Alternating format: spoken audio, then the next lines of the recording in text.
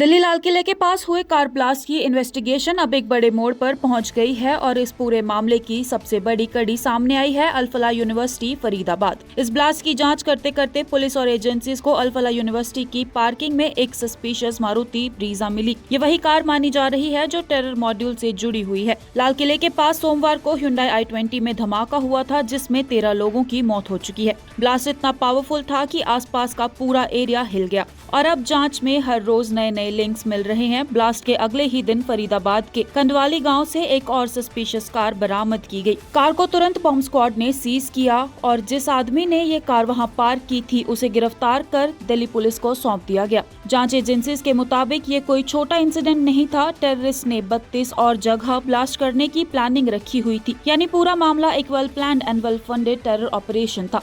अब तक अरेस्ट हुए दो डॉक्टर उमर उन नबी और डॉक्टर शहीन साहिब। इन दोनों पर आरोप है कि इन्होंने ब्लास्ट में इस्तेमाल होने वाले एक्सप्लोसिव खरीदने के लिए 26 लाख रुपए जुटाए। मीडिया इस ग्रुप को व्हाइट कॉलर टेरर मॉड्यूल कह रही है क्योंकि ये सभी पढ़े लिखे प्रोफेशनल थे। केस के बढ़ते विवाद को देखते हुए association of Indian universities AIU ने अल फलाह यूनिवर्सिटी की मेंबरशिप तुरंत कैंसिल कर दी है। NAC ने भी यूनिवर्सिटी को नोटिस भेजा है क्योंकि यूनिवर्सिटी अपनी वेबसाइट पर पुराना और एक्सपायर्ड हो चुका ग्रेड A दिखा रही थी। इसको लेकर जवाब मांगा गया है। इन्वेस्टिगेशन के दबाव में यूनिवर्सिटी के करीब 8 प्रोफेसर्स ने रिजाइन करने की कोशिश की, लेकिन मैनेजमेंट ने उनके रिजाइन एक्सेप्ट नहीं किए। सबसे शॉकिंग बात यह है कि फरीदाबाद के एक किराए के घर से 2900 किलो एक्सप्लोसिव मटेरियल बरामद हुआ है। ये बताता है कि यह नेटवर्क कितना बड़ा और खतरनाक था।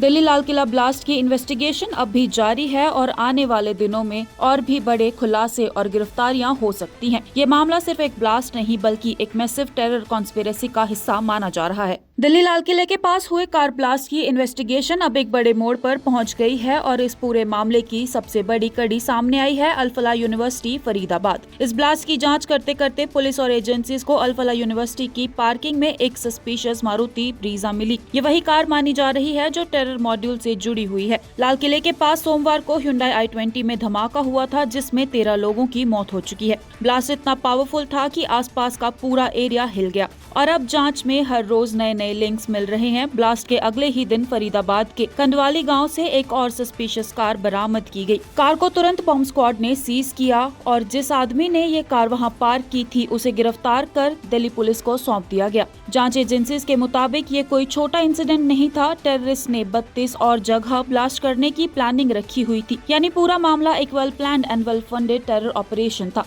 अब तक अरेस्ट हुए दो डॉक्टर उमर उन नबी और डॉक्टर शहीन साहिब। इन दोनों पर आरोप है कि इन्होंने ब्लास्ट में इस्तेमाल होने वाले एक्सप्लोसिव खरीदने के लिए 26 लाख रुपए जुटाए। मीडिया इस ग्रुप को व्हाइट कॉलर टेरर मॉड्यूल कह रही है क्योंकि ये सभी पढ़े लिखे प्रोफेशनल थे।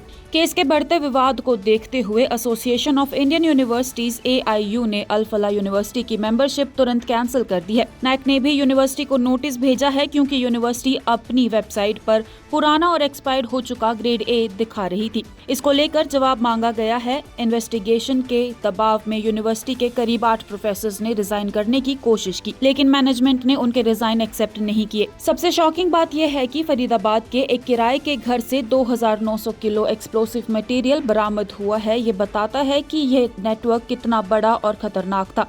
दिल्ली लाल किला ब्लास्ट की इन्वेस्टिगेशन अब भी जारी है और आने वाले दिनों में और भी बड़े खुलासे और गिरफ्तारियां हो सकती हैं। ये मामला सिर्फ एक ब्लास्ट नहीं बल्कि एक मैसिव टेरर कॉन्स्पिरेसी का हिस्सा माना जा रहा है।